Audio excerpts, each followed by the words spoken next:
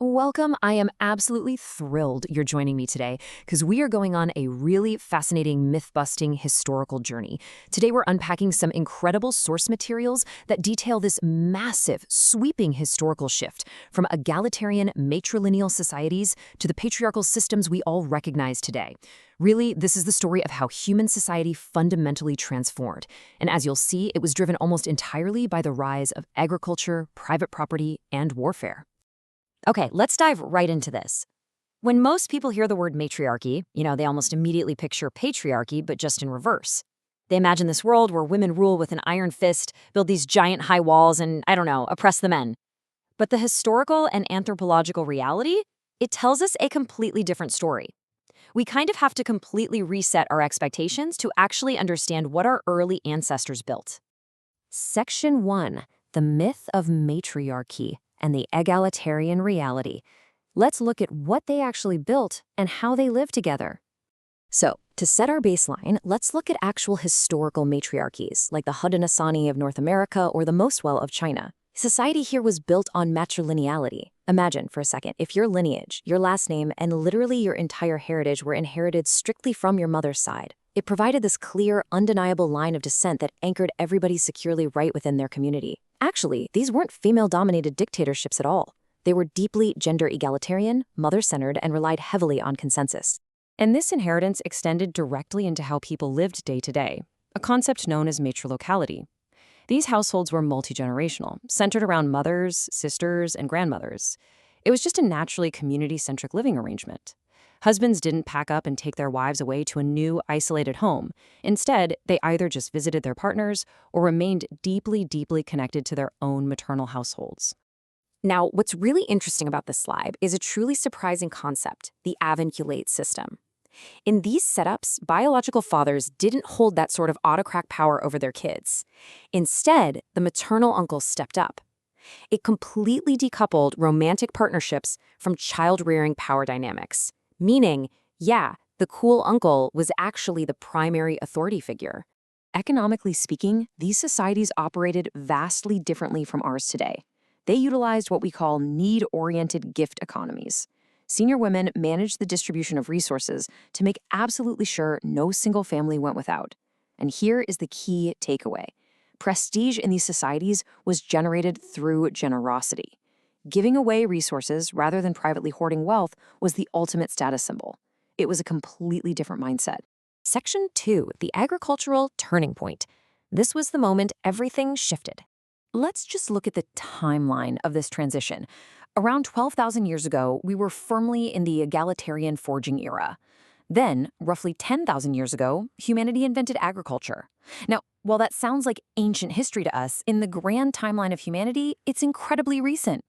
It seemed like incredible technological progress, and, well, it was, but it was also a massive societal earthquake. By about 3,750 years ago, that exact earthquake resulted in strict patriarchal legal codification. Let's move to the next point and see exactly how this builds, because agriculture triggered this fascinating domino effect. First, farming creates a massive food surplus, right?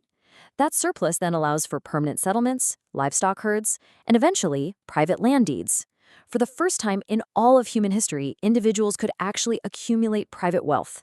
And that private ownership leads directly to the third step, the sudden demand for biological paternity certainty. Section 3, the paternity problem. Keeping things strictly objective here, let's explore this shift in property and gender dynamics. So the crucial point is that once men owned private land, they naturally wanted to pass it directly down to their biological sons.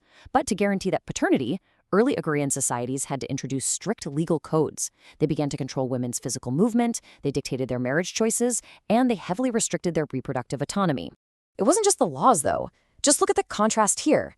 Even the actual physical tools we used further divided human labor. Pre-plow horticulture involved this sort of localized hoe gardening, which was highly compatible with existing domestic structures. But the transition to heavy metal plow agriculture, that favored upper body strength and required long hours away from home. This physically pushed men out into public economic management, while restricting women primarily to domestic duties. Section 4, warfare, pastoral conquests, and the gods. At this point, the dominoes just kept falling. Because with accumulated agrarian wealth, stored grain, livestock, prime real estate, came the inherent threat of violence and invasion. Society rapidly militarized. Professional warrior classes emerged simply to protect or even expand agricultural land. And because physical warfare relied on force, it created these strict male-dominated hierarchies. This was severely accelerated by invasions from highly patrilineal, horse-riding nomadic pastoralists.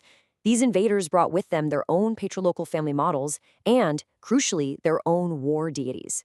And this brilliantly illustrates how human culture and religion quickly evolved to mirror this new earthly reality. The old pre-patriarchal reverence for earth goddesses, clan ancestors, and fertility spirits, that was gradually replaced. Over in the new patriarchal state, divinity shifted entirely to sky fathers and male pantheons. Divine authority became strictly patriarchal, reflecting the new male-dominated militaristic hierarchies that were playing out on the ground. Eventually, these cultural, religious, and economic shifts were literally locked into stone. Early state laws, most famously the Code of Hammurabi around 1750 BCE, institutionalized female subordination. Under these new frameworks, women were officially codified as the legal property of their fathers and their husbands, firmly cementing the patriarchal state system. Now, when we map this historical axis, just taking it all in, the contrast is undeniable. The economic base shifted from foraging to intensive plow agriculture. Asset ownership went from communal clan property to private deeds. Kinship completely flipped from the mother's line to prioritizing the father's line for paternity certainty. Governance moved from consensus-based clan mother councils to centralized kingships and male elites. And defense? That shifted from a communal militia to specialized, male-dominated professional armies. It was a total system overhaul. Section 5. Reimagining our modern society. Okay, I know it's a heavy history, but here is the incredibly uplifting part of this explainer. Social structures can and absolutely do evolve. Today, a lot of these ancient egalitarian concepts are actually being thoughtfully reimagined and adapted for our modern world. Viable, community-focused alternatives exist right now. Things like community land trusts, or CLTs. They're returning to shared community stewardship, completely decoupling land ownership from private real estate speculation. We're seeing multi-generational co-housing and shared childcare pools replacing isolated nuclear households with collective care. And even sociocratic, council-based models are stepping in to replace rigid top-down management in businesses and communities. The history we've looked at today isn't just about the past, is it? It's really a blueprint for understanding how we organize ourselves right now. So I want to leave you with this final, provocative thought. How could adopting elements like community stewardship or consensus decision-making actually fit into your life, your neighborhood, or our modern world? Thank you so much for exploring this deeply fascinating history with me on this explainer. See you next time.